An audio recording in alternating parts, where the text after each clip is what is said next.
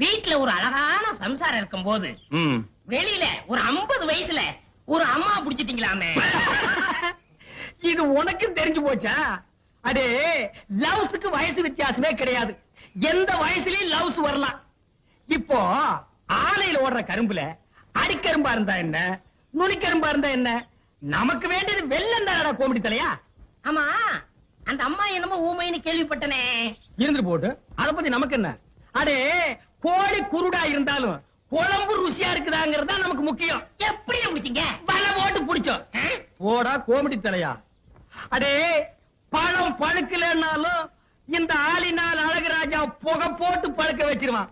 இதெல்லாம் போய் ஊருக்குள்ள சொல்லு. அதுவும் குறிப்பா அம்மனியக்கா கிட்ட சொல்றேன். அந்த கேரியர் எடு.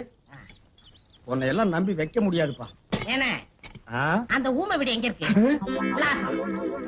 விலாசம் அந்த தெரியுது பாரு ஒரு மரம். ஆமா, அங்க போய்